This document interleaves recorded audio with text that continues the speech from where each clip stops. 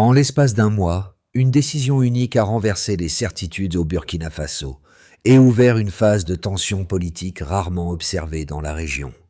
La nationalisation des mines d'or annoncée par Ibrahim Traoré a déclenché une série de réactions intérieures et extérieures qui redéfinissent jour après jour l'équilibre du pouvoir.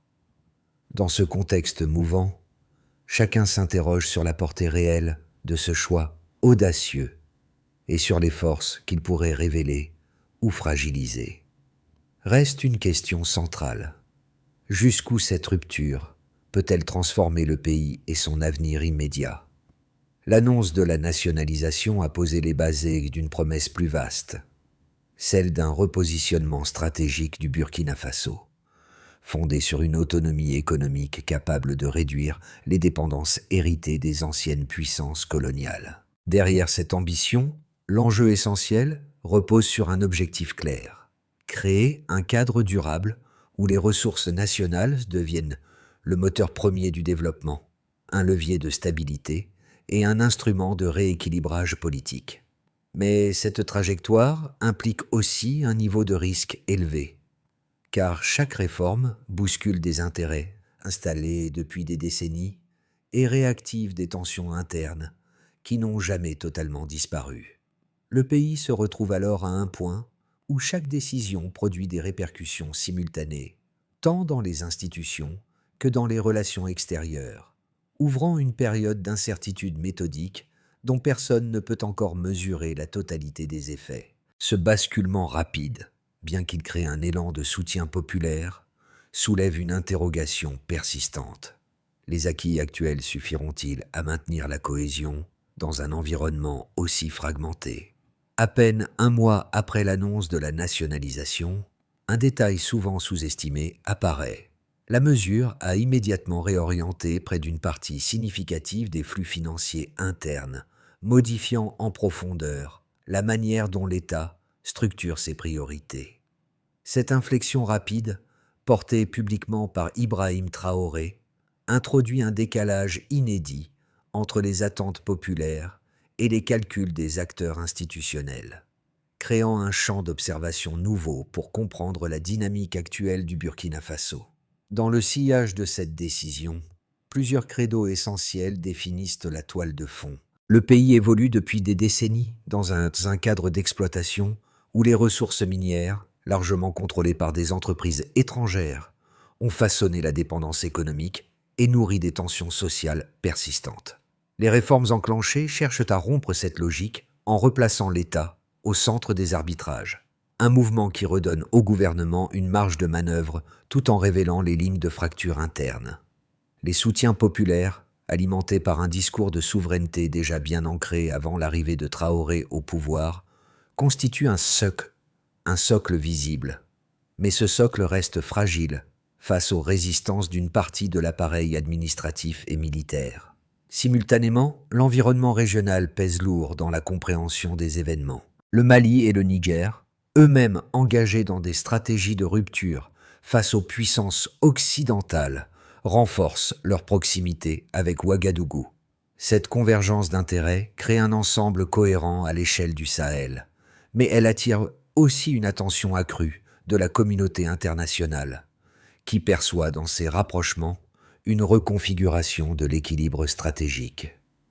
Dans ce contexte, chaque geste public, chaque discours, chaque déplacement diplomatique de Traoré devient un signal analysé, comparé et anticipé par les alliés comme par les opposants. Ce réseau de causalité entre eux, entremêlé, compose désormais le cadre dans lequel s'inscrit la trajectoire politique actuelle. Une trajectoire où les gains potentiels se heurtent constamment aux risques systémiques et où la moindre variation peut infléchir l'évolution du paysage national. Dès les premières semaines suivant la nationalisation, l'attention s'est portée sur la manière dont les nouvelles orientations modifiaient concrètement le fonctionnement des institutions.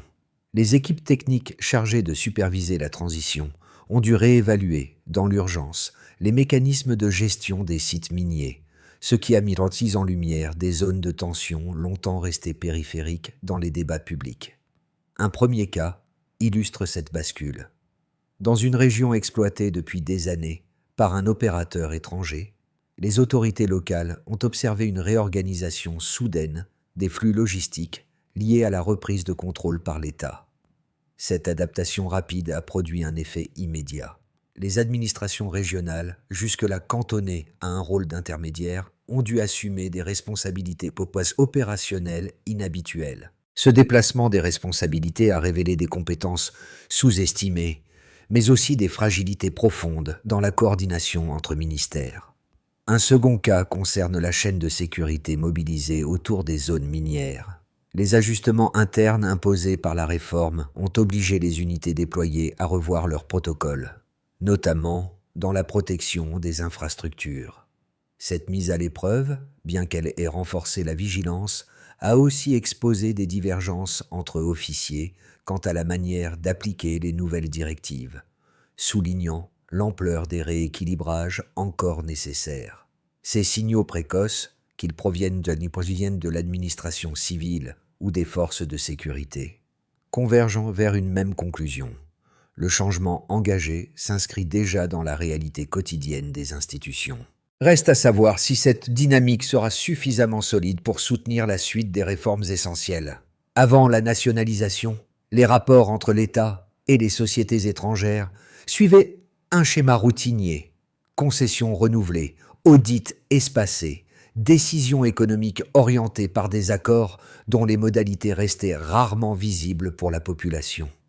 Après l'annonce d'Ibrahim Traoré, ce schéma s'est fissuré presque immédiatement, entraînant une cascade d'événements qui a redéfini la temporalité politique et administrative du pays. Chaque acteur a dû repositionner ses priorités, parfois dans l'urgence, parfois sous la contrainte des circonstances nouvelles. La première activation se produit dans les jours qui suivent la déclaration officielle. Les institutions financières du pays réévaluent la valeur des actifs miniers, ce qui perturbe les prévisions budgétaires déjà fragiles. Les ministères concernés accélèrent alors leurs consultations internes, cherchant à établir une base technique fiable pour absorber le choc réglementaire. Cette hâte, nécessaire mais risquée, fait surgir des divergences de compétences entre équipes, révélant la dépendance accumulée au fil des années vis-à-vis des opérateurs externes. Les réunions se multiplient, s'enchaînent, s'allongent. Le rythme administratif se densifie, les priorités se chevauchent, les arbitrages deviennent plus tranchants. Vient ensuite la montée des réactions internationales. Les partenaires habituels du Burkina Faso expriment rapidement leurs inquiétudes, certains par des déclarations publiques, d'autres par des canaux diplomatiques plus discrets. Les échanges se durcissent, les positions se figent, les termes employés deviennent plus techniques, comme pour masquer l'ampleur des enjeux politiques sous-jacents. Les équipes diplomatiques du pays ajustent leurs messages, calibrent leurs réponses, renforcent le ton souverain, sans rompre complètement les lignes de communication. Ce décalage progressif modifie le climat extérieur, introduisant une tension mesurée mais constante. Au même moment, les conséquences internes prennent forme. Les forces de sécurité, conscientes de l'importance stratégique des sites miniers, renforcent leur présence dans les régions concernées. Les protocoles changent, les patrouilles se densifient, les inspections deviennent plus fréquentes. Cette redistribution des moyens crée un nouvel équilibre territorial. Certaines zones se stabilisent, d'autres s'échauffent, d'autres encore réclament plus de ressources. La pression opérationnelle se ressent dans toute la chaîne de commandement. Puis survient un point de bascule. L'apparition de signaux discordants au sein de l'armée, rumeurs, critiques feutrées, inquiétudes sur la redistribution du pouvoir interne, forcent le gouvernement à accélérer l'application de certaines réformes prévues de longue date. Les mécanismes de surveillance et d'évaluation sont renforcés. Les infrastructures de communication interne sont revues. Le gouvernement cherche à solidifier les appuis loyaux tout en limitant la propagation des inquiétudes. Ce moment charnière marque une entrée dans une phase plus sensible du processus politique. Les répercussions sociales complètent la dynamique. Dans plusieurs villes, des groupes de citoyens organisent des rassemblements spontanés pour exprimer leur soutien au principe de souveraineté économique. Ces manifestations, sans être massives, témoignent d'une attente forte. Les populations veulent des résultats tangibles, des preuves concrètes que la redistribution annoncée peut produire un changement visible dans leur vie quotidienne. Cette pression populaire, encore diffuse, devient un élément essentiel dans la gestion de la suite des événements. Enfin, la séquence se stabilise temporairement. Le gouvernement consolide ses positions, les premiers ajustements administratifs se normalisent et les réactions extérieures passent d'un état d'alerte à un état d'observation vigilante. La dynamique reste mouvante, mais les acteurs semblent avoir trouvé une forme d'équilibre provisoire, fragile mais fonctionnelle. Avant la nationalisation, les revenus miniers reversés à l'État suivaient un niveau stable mais limité. Après la réforme, la variation enregistrée crée un écart suffisamment large pour devenir le principal indicateur des tensions comme des opportunités. Cette transition chiffrée sert désormais de repère pour comprendre l'ampleur réelle du changement et les arbitrages qu'elle impose aux institutions. Le premier chiffre concerne la redistribution financière issue de la reprise de contrôle des mines d'or. Les estimations gouvernementales évoquent un gain d'environ 2 milliards de dollars, soit une progression remarquable pour un secteur longtemps dominé par les opérateurs étrangers. Cette somme constitue une base budgétaire nouvelle qui renforce la capacité de l'État à financer ses projets sociaux. Elle permet aussi d'anticiper des dépenses ciblées dans des zones où les infrastructures n'avaient jamais reçu de soutien structuré. L'importance de cette progression tient autant à sa valeur directe qu'à son effet symbolique dans la perception de la population. Le second indicateur porte sur l'évolution de l'activité économique liée à cette dynamique. Les données évoquent une croissance d'environ 3,2% au dernier trimestre, marquant une amélioration par rapport aux périodes précédentes. Ce taux, modestement supérieur aux années antérieures, révèle une réponse positive des secteurs productifs à la redistribution des revenus miniers. Il traduit également une certaine stabilisation des circuits commerciaux internes, désormais moins dépendants des fluctuations extérieures. Cette évolution reste prudente, mais elle contribue à renforcer le climat de confiance au sein des branches administratives. Un troisième paramètre, plus sectoriel, touche au domaine énergétique. Les investissements dans les énergies renouvelables ont progressé de 12%, principalement dans les filières solaires et d'éoliennes. Cette augmentation reflète la volonté d'étendre l'indépendance économique à d'autres segments stratégiques. Elle montre aussi que le pays cherche à sécuriser son approvisionnement énergétique en diversifiant ses sources locales. Ce mouvement contribue à réduire les coûts futurs et à renforcer la résilience des infrastructures. Cette orientation renforce la cohérence générale des réformes. Ces trois repères chiffrés, bien qu'ils dessinent un tableau encourageant, révèlent aussi la complexité des effets induits par la décision politique initiale. Les gains financiers, aussi importants soient-ils, suscitent des attentes fortes dans les régions rurales où les besoins sociaux demeurent criants. La croissance modérée, même si elle marque une trajectoire positive, pourrait ne pas suffire à absorber les tensions sociales alimentées par l'inflation et les difficultés logistiques. Quant au progrès dans l'énergie, ils doivent s'inscrire dans une continuité méthodique pour produire un impact durable. Sur le plan institutionnel, ces chiffres exercent une pression notable sur les équipes administratives, qui doivent justifier l'usage de ressources accrues tout en répondant à une demande publique croissante de transparence. La redistribution des fonds exige des mécanismes de contrôle plus robustes, afin de limiter les détournements et d'éviter l'émergence de privilèges de substitution. L'ensemble de ces dynamiques crée une zone d'équilibre instable où chaque paramètre doit être interprété à la lumière des autres. En définitive, ces indicateurs quantitatifs ne sont pas seulement des repères économiques. Ils constituent la charpente du récit politique actuel. Ils éclairent les gains potentiels, mais rappellent aussi les défis qui demeurent. La solidité du processus dépendra de la capacité des institutions à transformer ces variations mesurées en réformes structurelles durables. Deux lectures principales structurent aujourd'hui le débat autour des réformes engagées au Burkina Faso. La première, portée par ceux qui soutiennent la démarche souverainiste, affirme que la nationalisation des mines d'or représente une étape indispensable pour corriger des décennies de dépendance économique. Selon cette perspective, la reprise de contrôle des ressources constitue non seulement un geste politique fort, mais aussi un outil technique permettant à l'État de redéfinir ses priorités budgétaires. Les partisans de cette ligne estiment que les premiers gains redistribués démontrent que la pertinence du choix. Une partie significative des fonds récupérés a déjà été affectée aux infrastructures et aux services sociaux. Ils considèrent également que l'augmentation récente des investissements dans l'énergie et la légère amélioration du taux de croissance confirment une dynamique structurelle naissante.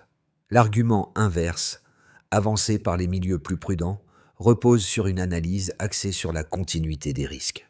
Pour eux, les bénéfices financiers immédiats ne suffisent pas à compenser l'isolement progressif du pays vis-à-vis de ses partenaires habituels. Ils rappellent que la dépendance et de baisser on pense que Burkina Faso à certains circuits internationaux reste élevée, notamment pour l'accès aux technologies et à l'expertise nécessaire à la gestion des infrastructures minières. Selon cette lecture, la croissance actuelle, bien qu'encourageante, demeure vulnérable aux fluctuations régionales et aux pressions économiques extérieures. Les observateurs sceptiques soulignent en outre que la réorganisation interne exige une stabilité politique que les divisions au sein de l'armée risquent de compromettre. La réponse la plus équilibrée, fondée sur les données disponibles, reconnaît la validité partielle de ces deux positions. Les indicateurs montrent en effet que la réforme a généré des résultats mesurables, la hausse des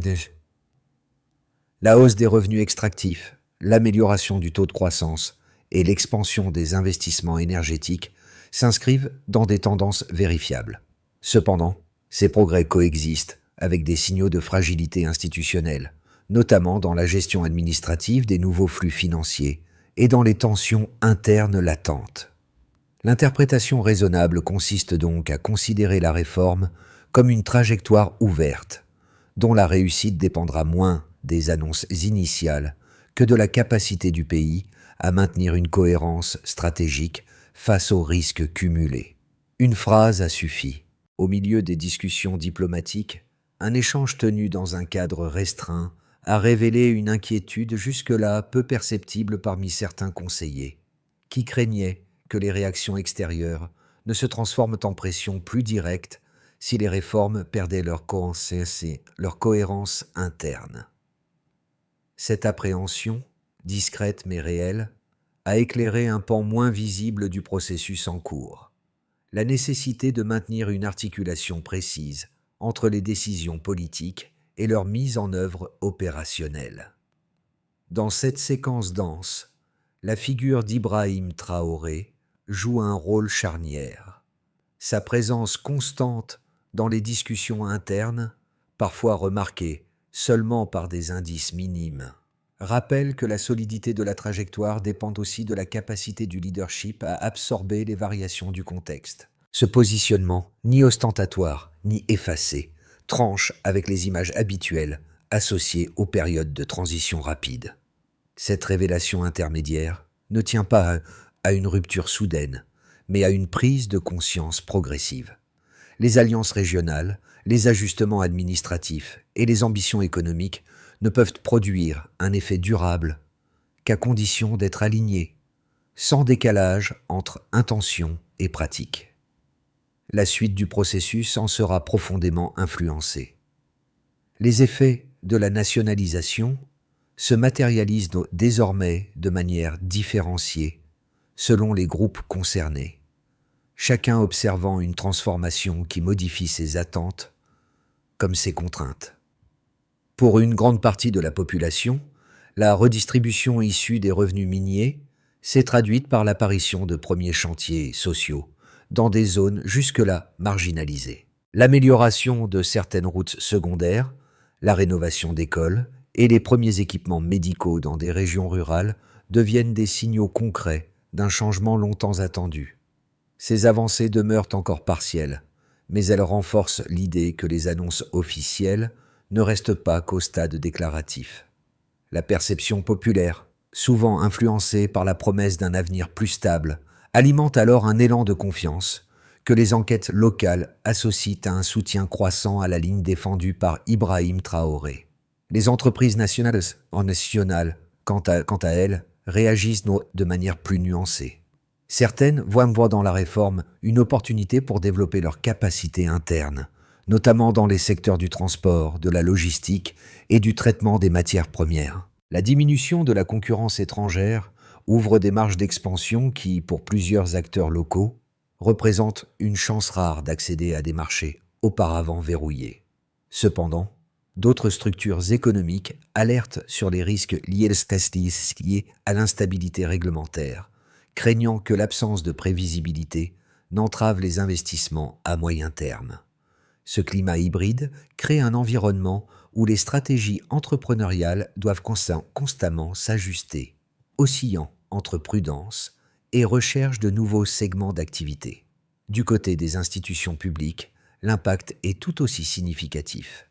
La gestion de ressources accrues nécessite la mise en place de mécanismes de contrôle renforcés afin d'éviter les dérives qui ont marqué d'anciennes périodes. Cette montée en charge administrative exige des compétences précises, parfois difficiles à mobiliser dans un délai court.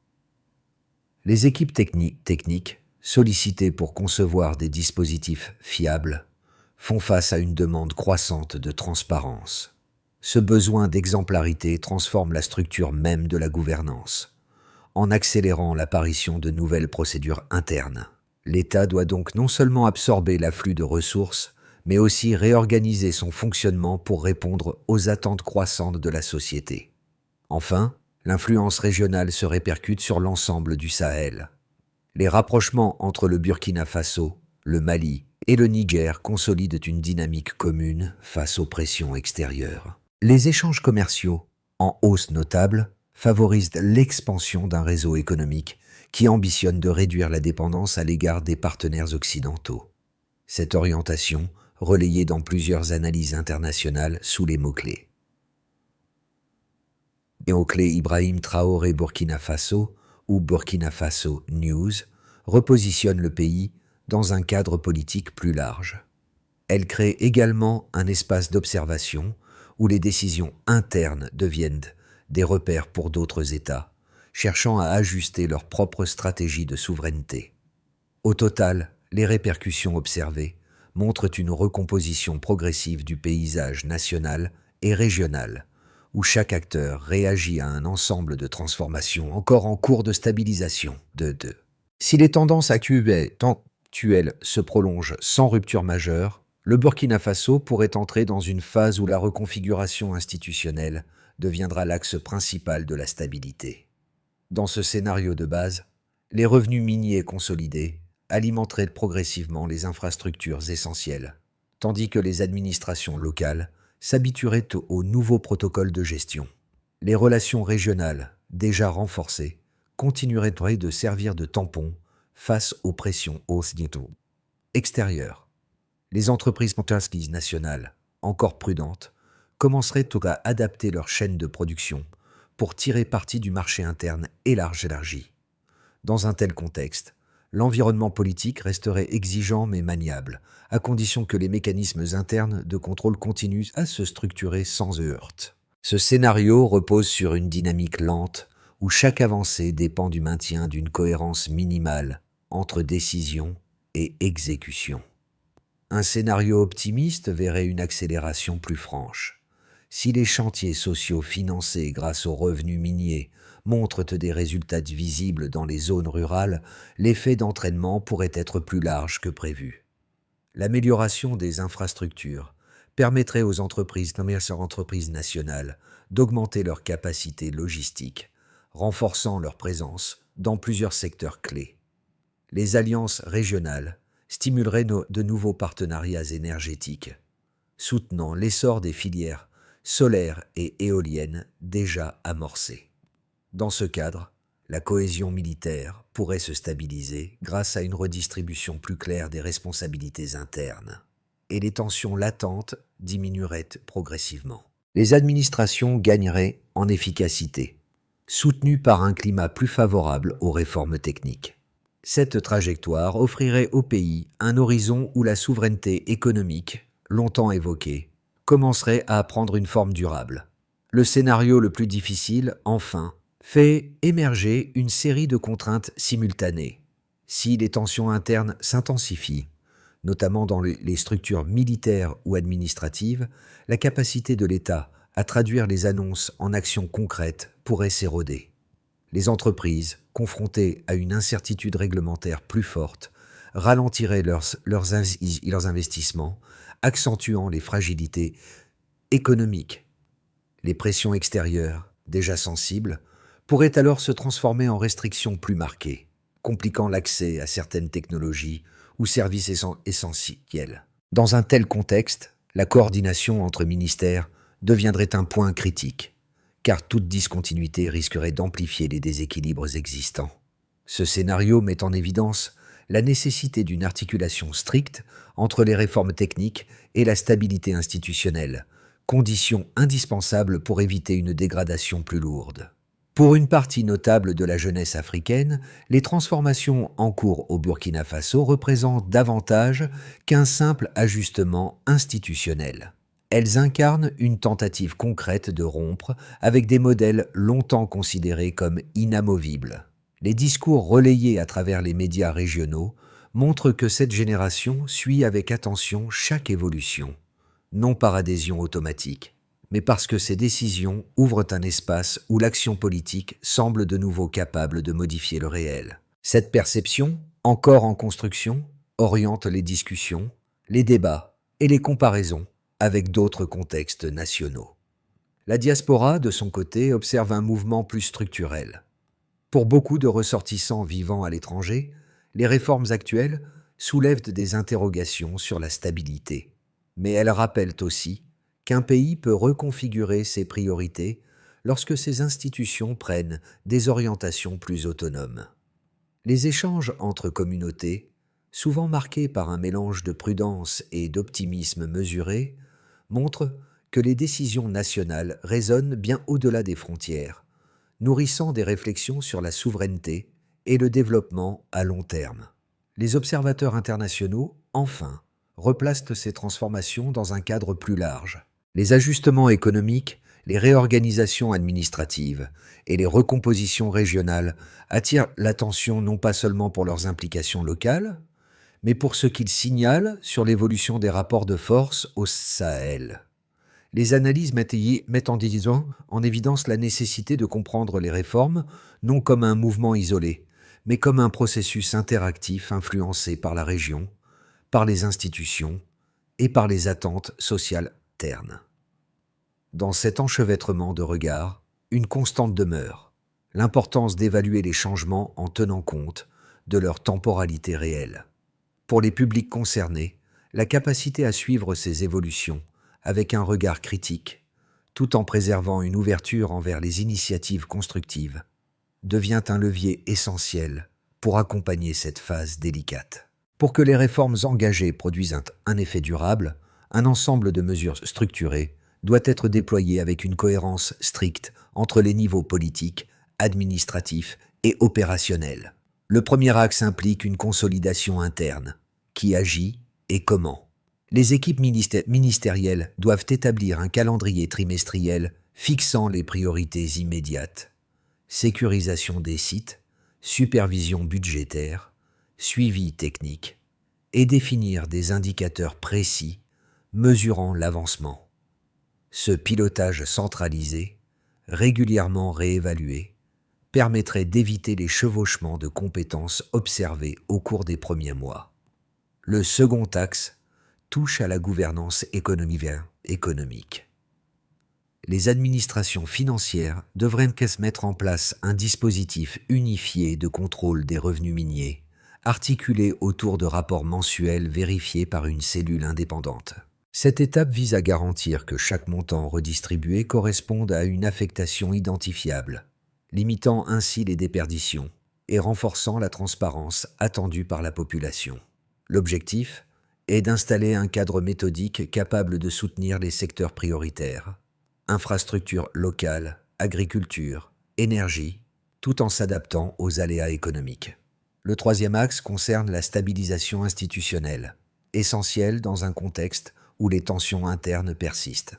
Les forces de sécurité auraient pour mission de renforcer la cohésion opérationnelle par une révision des protocoles de commandement, accompagnée de formations destinées à uniformiser les pratiques. Ce travail, déjà amorcé sous la supervision d'Ibrahim Traoré, doit s'inscrire dans une logique d'endurance, plutôt que de réaction ponctuelle, afin de réduire les zones d'incertitude au sein de la chaîne hiérarchique.